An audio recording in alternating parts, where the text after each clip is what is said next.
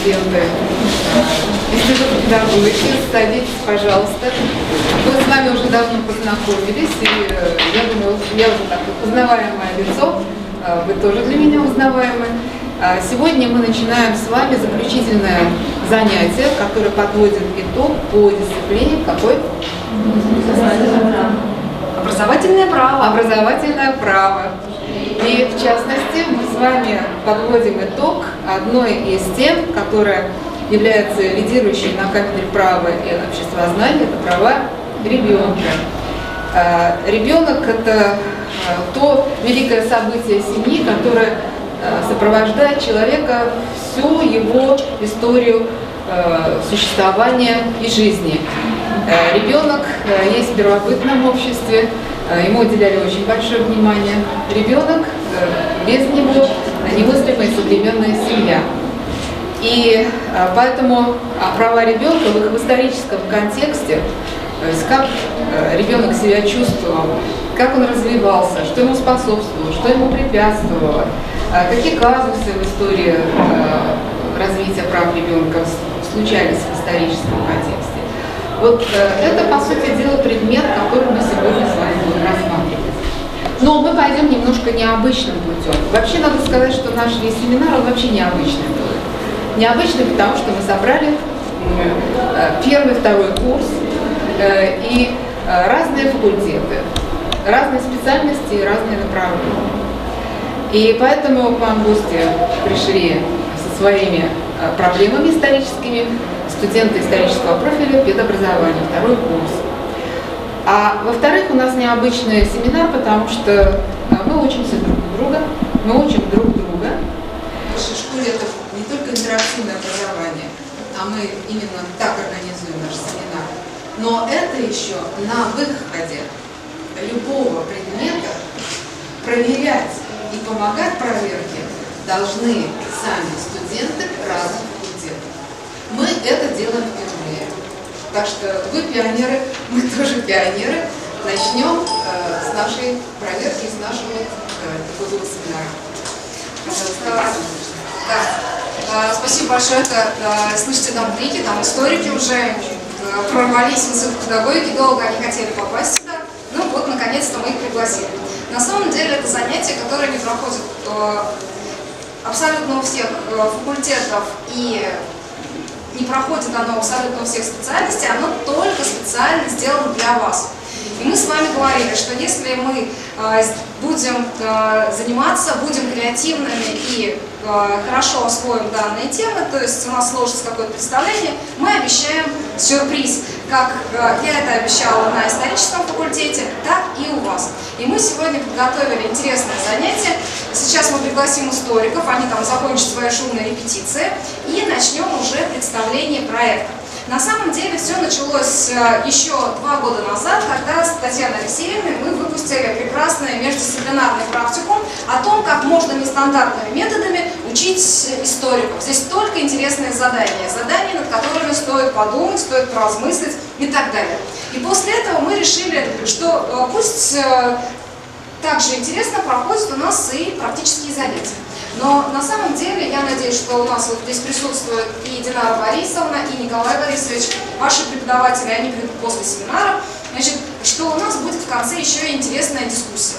Но началось все, Татьяна Алексеевна, прошу, с визуализации все началось у нас с того, что моя дипломница удачно работала на наверное, это основное понятие, очень важное для общества. Включать на себе особое состояние женщины, которое начинается с момента зарождения ребенка и уже продолжается всю жизнь мамы. Раз моя дипломница может, то почему мы все не можем последовать ее примеру и не подготовить?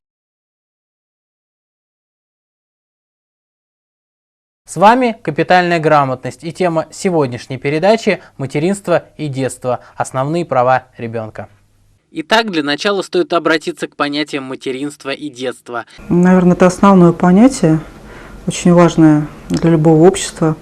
Но включает на себе особое состояние женщины, которое начинается с момента зарождения ребенка и уже продолжается всю жизнь мамы. То есть вот это вот понятие материнства. Если говорить о каких-то еще юридических моментах, что такое детство, ну это вот состояние, это проживание ребенка в возрасте от 0 до 18 лет. Защита материнства и детства, вероятно, основная забота государства и общества в целом. Существует множество законных, подзаконных актов, которые помогают решить эту проблему. Создана целая система социальных служб, которая помогает и маме, и ребенку сохранить эти права на безопасное развитие ребенка и сохранение семьи. Пригласить историков, сейчас через несколько минут они придут, и сначала Вероника, а потом Анастасия начнут представлять проблемы прав ребенка. Да? Ну, Вероника, пожалуйста, выходите к нам. Сейчас я вам расскажу о важности знания прав ребенка в дошкольном образовании. То есть, почему дети дошкольного возраста обязаны знать свои права. Упущенные в дошкольном возрасте возможности впоследствии не восполняются. Восполняются или же с трудом. Ведь именно в этом возрасте дети впитывают в себя всю ухватываемую информацию как губка. Именно поэтому большое место должно занимать воспитание основ правового сознания именно в дошкольном возрасте. Создание правового пространства в дошкольном образовательном учреждении ставит следующие задачи со взрослыми. Первое. Формирование гуманного отношения к ребенку. Я думаю, что это, наверное, самое главное. Формирование правовой культуры как таковой. Обеспечение защиты прав. С детьми. Создание условий для формирования у ребенка положительного самоощущения. Способствовать развитию положительного отношения ребенка к окружающим людям. Самоуважению и уважению также к другим людям. Правовое воспитание дошкольников невозможно без формирования правовой компетентности педагогических кадров. Естественно, не зная права, не зная, какие документы о правах ребенка существуют, педагог, я думаю, не имеет права вообще прикасаться к такому делу, как к воспитанию ребенка, правовому воспитанию. Критериями правового воспитания у ребенка дошкольного возраста являются знание детей о своих правах и обязанностях, оценка собственного поведения и поведения других людей с точки зрения норм права, оперирование правовыми знаниями собственного поведения и реализация правового поведения в различных видах деятельности. Таким образом, правовое воспитание – это целенаправленное и систематическое влияние на сознание и поведение ребенка с целью формирования у него правовой воспитанности, то есть комплексного качества личности, которое характеризуется наличием и степенью сформированности у дошкольников глубоких и устойчивых правовых знаний и убеждений. Ну, а теперь, наверное, у нас продолжит дальше Анастасия Миронова. Если у нас начинали дошкольное образование Лединова Вероника, то продолжает у нас начальное образование, профиль бакалавр педагогики, значит, Миронова Анастасия. Моя тема – это Конвенция о правах ребенка. Все мы разные, у всех у нас разные вкусы, разные взгляды на жизнь, у всех разная внешность. Каждый из нас имеет что-то свое, что отличает его от других. Но в то же время мы имеем и что-то общее. Что-то общее – это наши права. Права никто не дает, человек получает их от рождения. Дети – это самое дорогое, что есть в нашей жизни. И государство заботится о детях, поэтому действуют международные нормативные акты. 20 ноября 1989 года Генеральная ассамблея ООН приняла Конвенцию о правах ребенка. Этим актом международное сообщество распространило действие прав человека на одну из наиболее уязвимых групп общества – на детей. В Конвенции идет речь о том, чтобы у всех детей Земли были равные права. Парламенты и правительства должны создавать такие законы, по которым все дети их страны будут иметь одинаковые права и широкие возможности для развития личности. Сейчас я покажу вам фильмы, которые сняли наши студенты о правах ребенка. Но самое главное, что как трудно вам давались эти фильмы, так? Ну, да. Как трудно вам давались эти фильмы, с какого начнете, пожалуйста. Допустим, Настины подруги рассказали мне, что идея фильма пришла ей в трамвае. Нет, в автобусе. В автобусе? Да.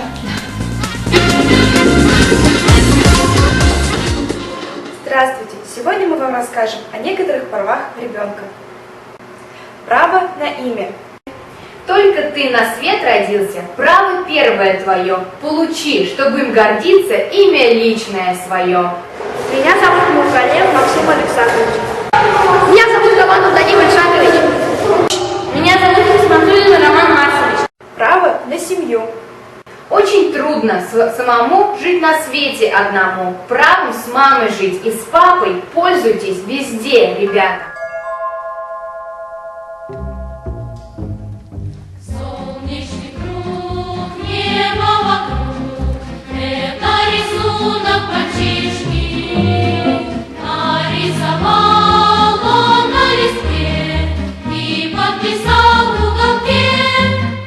Всегда будет солнце, пусть всегда будет небо. Право на жизнь. Я росточком недоволен и пока не так силен, но не смей мне делать больно, есть у нас такой закон. В каждом маленьком ребенке и в мальчишке, и в девчонке есть по 200 грамм взрывчатки или даже полкило. Должен он бежать и прыгать, все хватать, ногами дрыгать, а иначе он взорвется, тра-бабах, и нет его. Каждый новенький ребенок вылезает из пеленок и теряется повсюду, и находится везде. Он всегда куда-то мчится, он ужасно огорчится, если что-нибудь на свете вдруг случится без него. Если жар все тело ломит и совсем не до игры, то позвать врача на помощь тоже право детворы.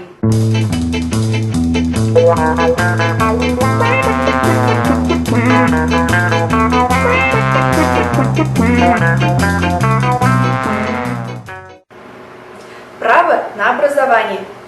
Подросла, взяла я книжки и пошла я в первый класс. В школу ходят все детишки, это право есть у нас.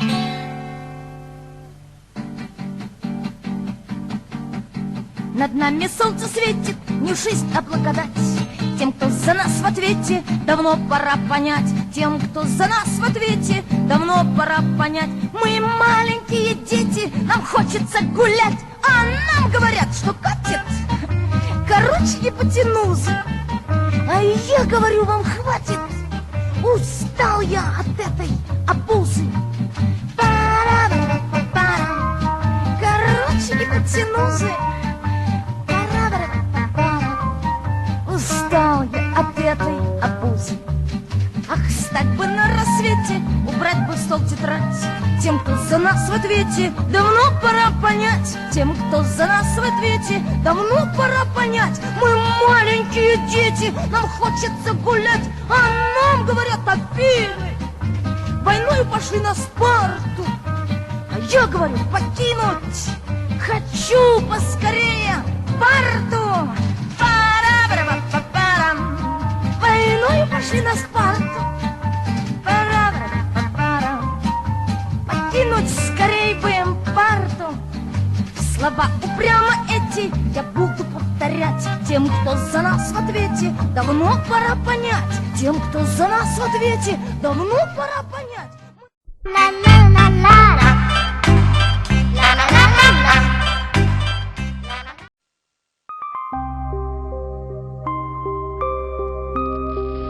Каждый ребенок имеет право На имя. На заботу и воспитание.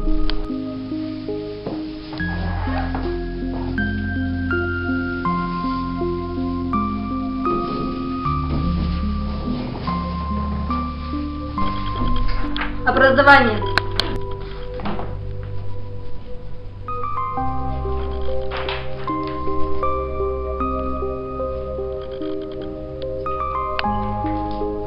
На личное имущество.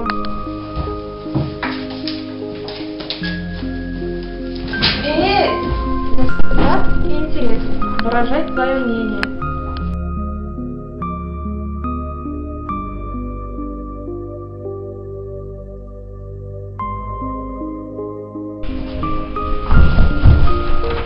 уважение человеческого достоинства.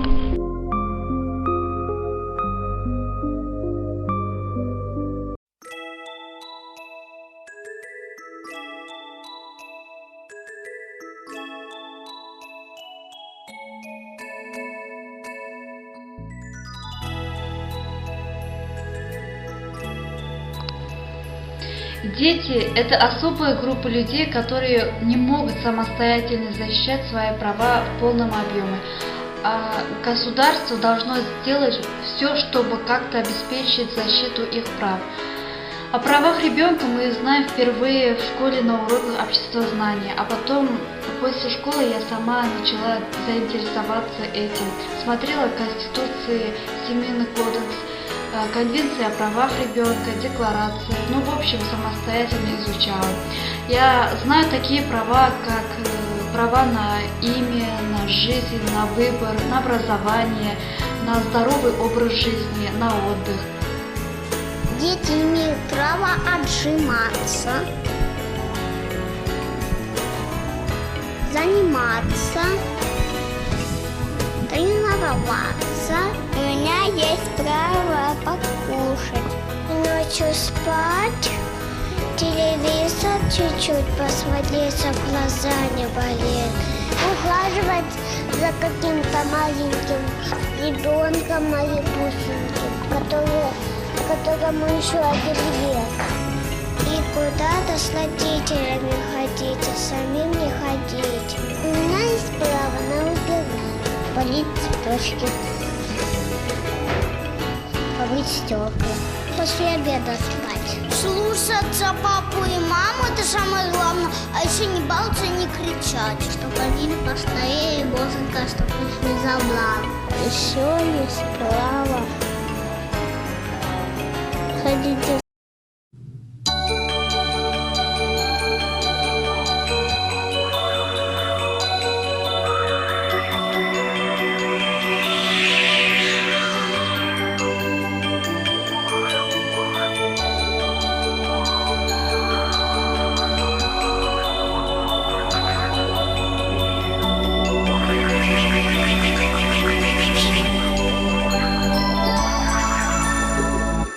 Вау, вау, вау, цики, цики, цики, цики, цики, цики, цики, цики, цики, цики, цики, цики, цики, вау, вау, вау, цики, цики, цики, цики, цики, цики, цики, цики, цики, цики, цики, цики, цики, вау, вау, вау, цики, цики, цики, цики. Здравствуйте, меня зовут Артем. Меня зовут Давид. Мухамедьянова Вероника. Меня зовут Снежана. Мне 7 лет. Раньше я ходил в садик.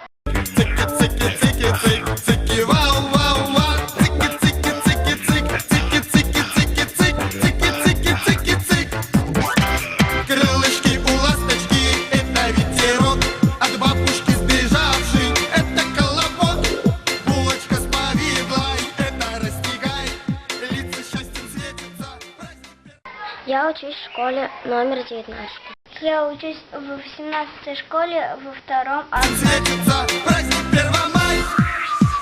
Вау, вау, вау, цики, цики, цики, цики, цики, цики, цики, цики, цики, цики, цики, цики, цики, вау, вау, вау, цики, цики, цики, цики, цики, цики, цики, цики, цики, цики, цики, цики, вау, вау, вау. Живет кот, мама, папа, Катя, сестренка моя.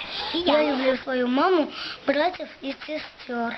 Цики, вау, вау, вау, цики, цики, цики, цики, цики, цики, цики, цики, цики, цики.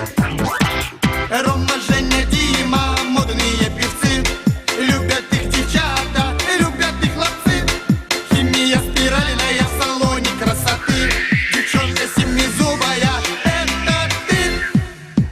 Вау, вау, вау, цики, цики, цики, цики, цики, цики, цики, цики, цики, цики, цики, цики, цики, вау, вау, вау, цики, цики, цики, цики, цики, цики, цики, цики, цики, цики, цики, вау. Мы с мамой и с папой живем в большой квартире.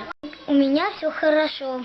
Мне родители покупают разные игрушки, и я езжу в лагерь. Я буду всегда ребенком и имею право быть ребенком. Меня зовут Настя, мне 18 лет, но в душе я навсегда останусь ребенком. Цики, цики, цики, цики, цики, цики, цики, цик, цики, вау, вау, вау, цики, цики, цики, цик, цики, цики, цики, цик. Практически мы делаем вывод о том, что знакомиться, конечно же, с правами ребенка необходимо. Но для чего же с такого раннего возраста, с 3-5 лет, необходимо осваивать права ребенка, этому малышу? Как вы думаете, Настя, помогите мне, пожалуйста, перед этим вопросом, помогите. Нужно ли это только малышу? Я считаю, что это нужно не только малышу, но и его родителям. Считаю то, что права нужно изучать детям вместе с их родителями, в первую очередь для того, чтобы именно родителей ознакомить с правами своих детей, вот, чтобы ни они их не нарушали, ни кто-либо другой. А в дальнейшем осуществлять защиту прав непосредственно, так и да, потому что это право и обязанность родителя забота о детях. Ну, на этом эта часть закона.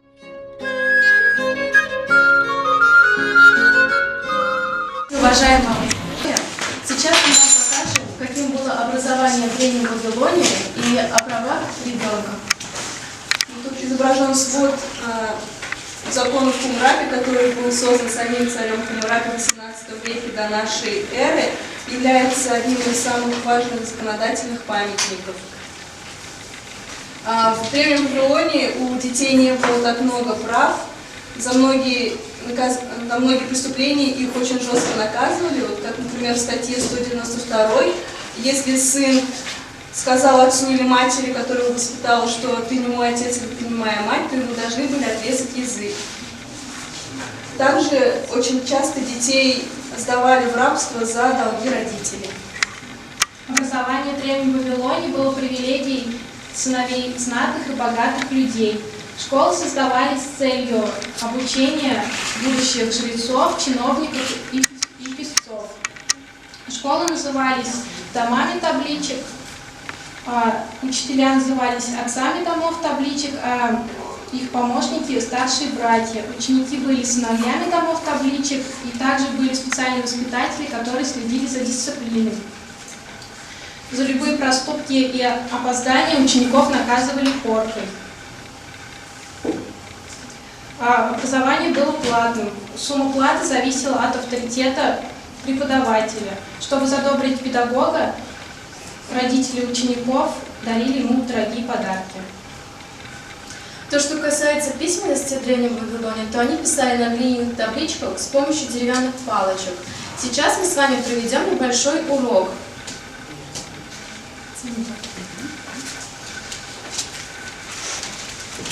Это ученик Вавилонской школы.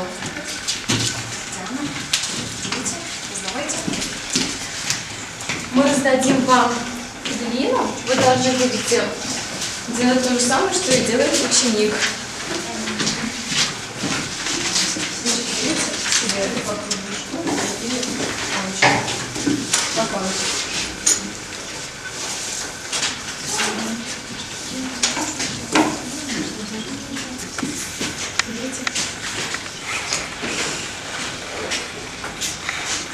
Смотрите внимательно за его руками, что он делает с этим комочком глины. Это обычное такое физическое упражнение ученика перед тем, как он начнет писать. Для того, чтобы писать, невозможно было взять просто лист бумаги и что-то на нем изобразить. Нужно было этот лист бумаги вначале сделать из глины.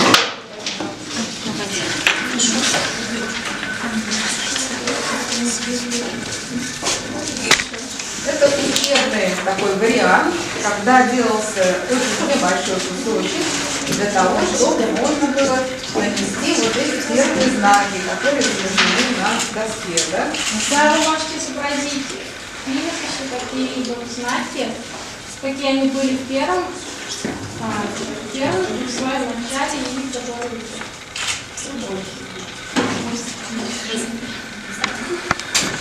Здесь временная шкала еще показана, да?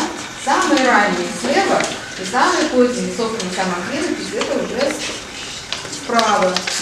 Можно, опуская среднюю часть своей таблички, попробовать написать любое выбранное вами. Слева раннее и более позднее. Собственно, все написано письмом. Заодно поупражняйтесь в английском. У них же есть азбука, вы же раздали? Да. Иероглифику. И можно попробовать с помощью иероглифики, да, это буквально детская письменность человечества, да, иероглифическая. Да, совсем. Это младенческая даже, не то что детская. Почему ты пишешь неправильно? Если еще раз это повторится, ты понесешь наказание более жестче.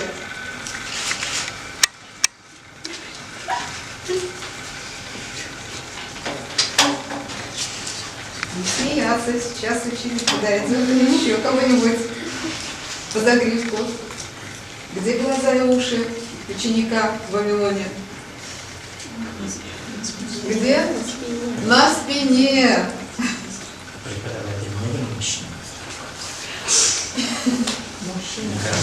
Да, конечно. А вы будете сильнее видеть. Все успешно справились с заданием. Так, теперь проверим.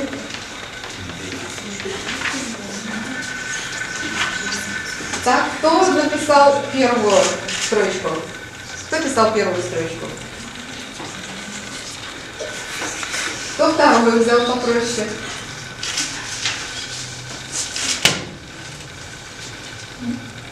Что написано на английском? Bread. Это что? Хлеб. Видите, как он изображался? Первоначально, да, как корзина с зерном. А затем просто клинописное схематическое изображение. А вот пониже, это что за две линии? Вода. А как по-английски? Вот. Так, ну и вот из лежачей волны превратилась. Да, именно. Как будто бы стоячая. Так, я надеюсь, что вы свои глиняные первые младенческие буквы родом из Месопотамии возьмете себе на память. Они будут сохнуть ровно одни сутки, а дальше их можно уже обжигать в угольной печи или в костре. А можно еще раз показать на идеальную? Евгения, а можно еще раз показать на идеальную? Да, остановитесь. Вот идеально, как это будет. Но это обычные бытовые записи, потому что законы Хаммурапи были написаны на чем? На базальтовом столбе.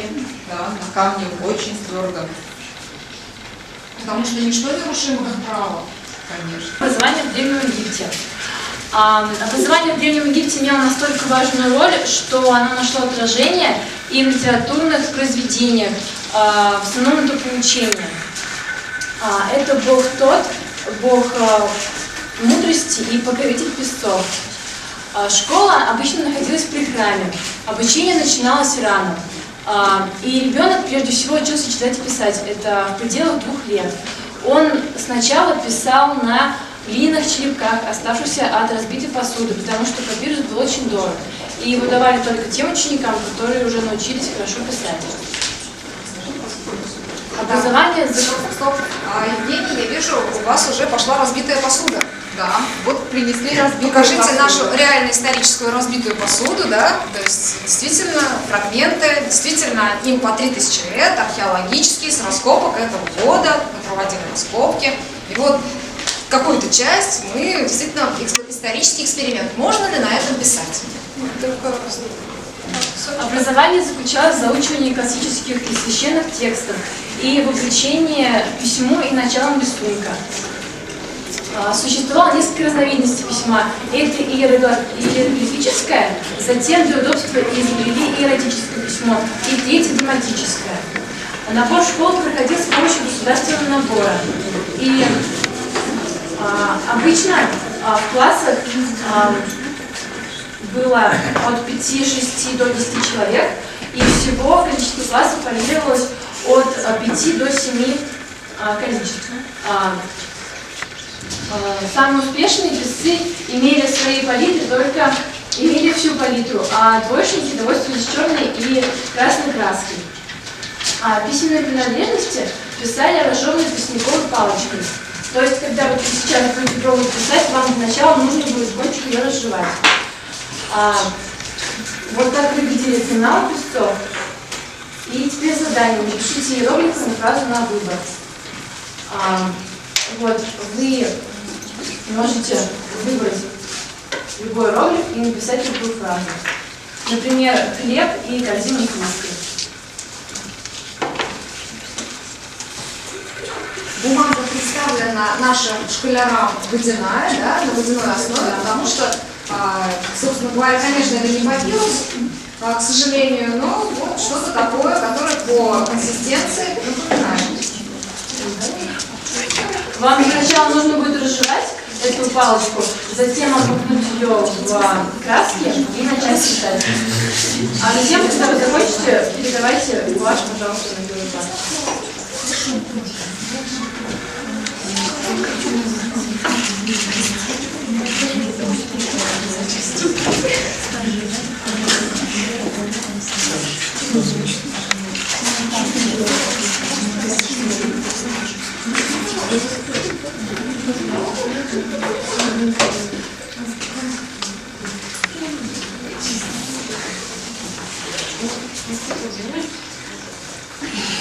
Понятно, да? То есть, когда мы находимся в дошкольном образовательном учреждении младшей школы, мы проходим все те этапы, как проходило человечество в становлении письменности и образования за тысячи лет. А мы этот процесс ускоряем до 3-4 лет, пока ребенок находится в дошкольном образовательном учреждении младшей школы, что вы должны ему дать ровно столько, сколько человечество дало за 4000 лет.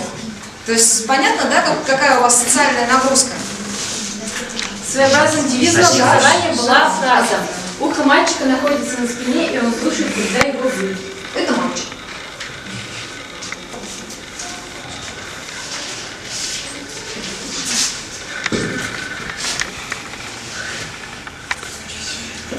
Били по пяткам, да? Да, еще били не по пяткам, покажите, но как не надо делать.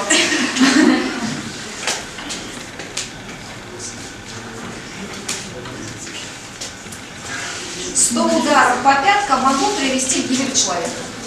Это смертельная была доза. Это уже совсем тупо получилось.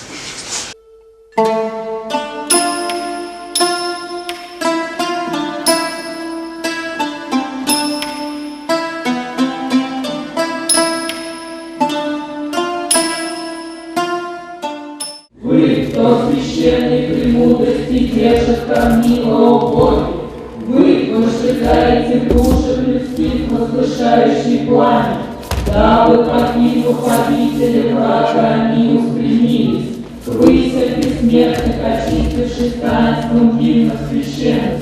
Вслух преклоните, Спасители, ваши священные книги, чистые излили мне свет, разогнавший туман и проклятый.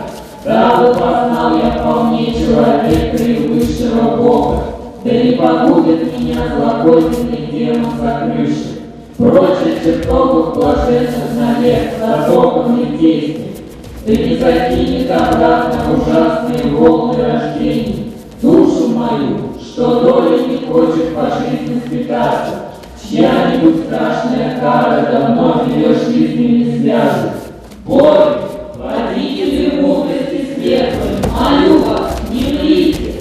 Мне, кто душой стремится к стезе, прилегающей свыше. Боги, велите священный словес, обряды и действа.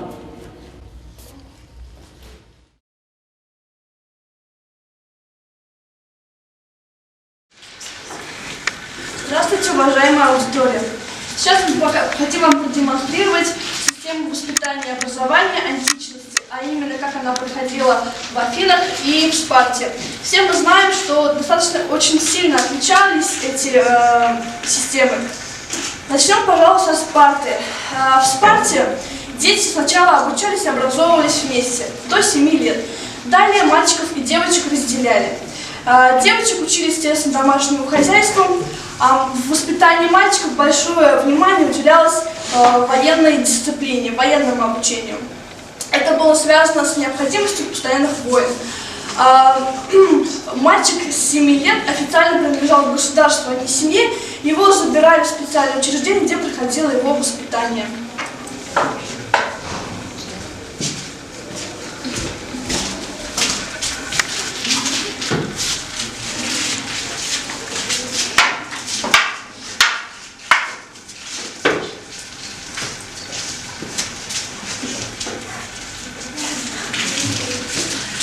Ну, необходимо сказать то, что мальчиков обучали военному делу, чтобы они воевали защищать свое государство.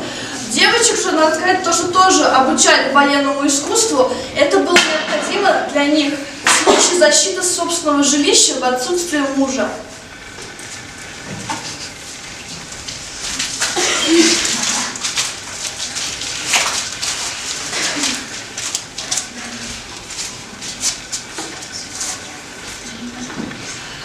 Далее мы хотим рассказать об Афинах. Ой, да, питание. Здравствуйте, уважаемые господа. Теперь мы хотим показать некоторые сценки, как проходило воспитание в Афинах.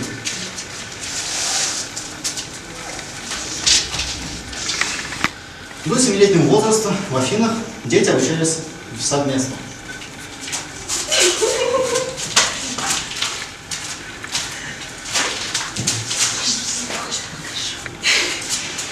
По прошествии 7 лет уже проходило разделение, то есть девушки в основном обучались таким искусством, как пению и игре на музыкальных инструментах. А за ребятами уже приходили рабы, то есть педагоги. Они уже обучали их более военному делу. Пошли ученики. Будь храбр, будь смел, будь достойным гражданином своего государства. Школы в Древней Греции были довольно-таки небольшие. По численности составляли примерно 23 и 50 человек. Здравствуйте, мои дорогие ученики. Сегодня я расскажу вам про моего старого друга Эпистема. Что это такое? Ты спишь? Нет, никак. 10 ударов плечу.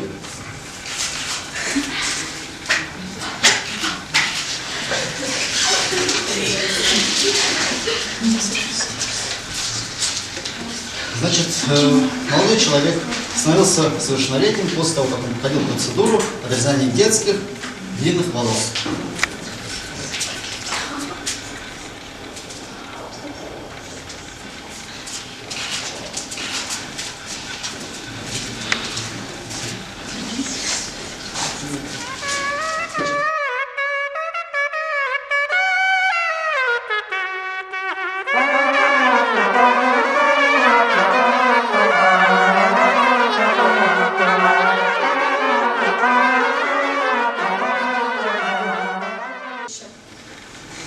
Итак, мы заглянем в русскую школу.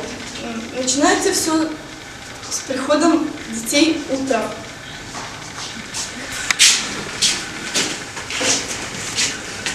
Образование на Руси не было сословной привилегией, и у них не было ограничений, и не обучались только лишь те, у кого не жаловали родители, или уж крайне бедные люди, у которых не позволяли финансово оплатить хоть как-то учителю за обучение. Все-таки последуем за учениками. Вошедшие в училище, они клали шапку на полку и, поклонившись образам и учителю, и всей своей школярной дружине, садились за общий стол и начинали заниматься. Школяру приходилось приходить рано утром в школу и быть там до вечернего звона колоколов, то есть весь день. Затем ученики подходили к старосте, староста им раздавал учебники. Учебники были собственностью школы и составляли особую ценность.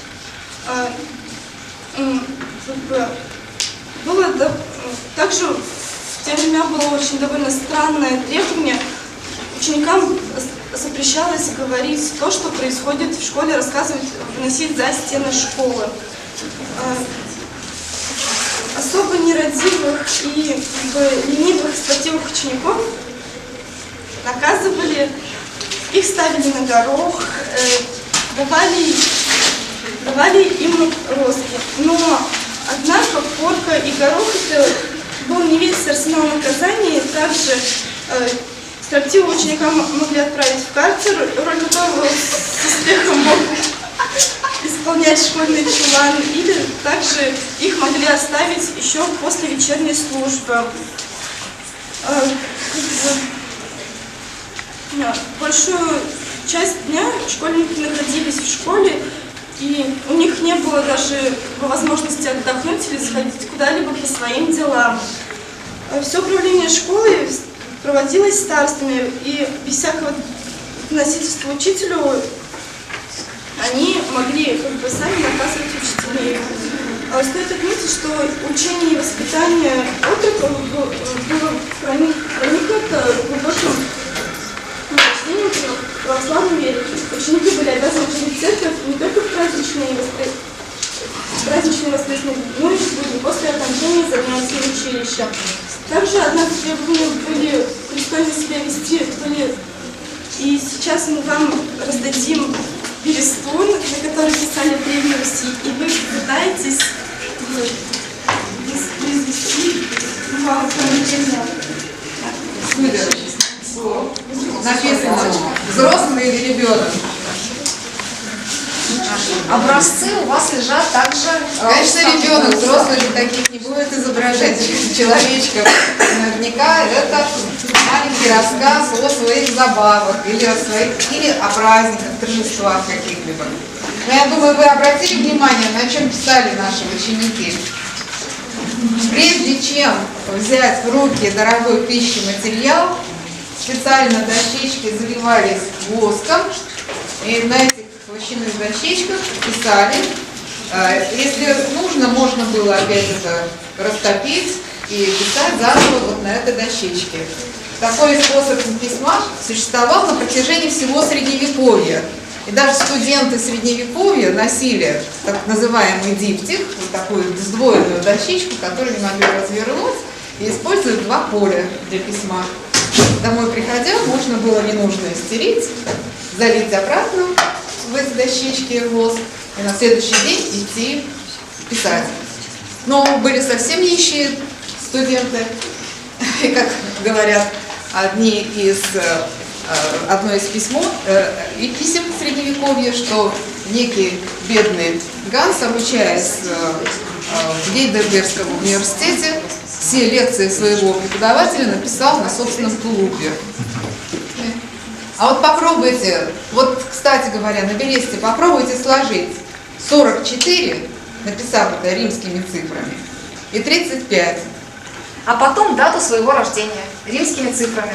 А у нас с Николаем Борисовичем есть маленькая тайна. Историки не подсказывают, да? Мы с вами тоже в прошлом году писали дату своего рождения римскими цифрами, помните, да? И когда мы написали, я открыла вам маленький секрет, как писали римляне. Вот попробуйте написать дату своего рождения римскими цифрами. Мы же все покупаем размер L. Да. Так, проверяем. Это довольно быстро должно происходить, потому что в средневековой школе быстро спрашивали ученика и быстро его наказывается. При этом считалось, что ученика надо бить, даже если он хорошо учится, каждую неделю. И по субботам была порка для всех. И для плохих, и для хороших. Для плохих поучение, а для хороших, чтобы они были на следующую неделю хорошие. Так что, как мы видим, все предшествующие века 20 веку, это были века бесправия ребенка.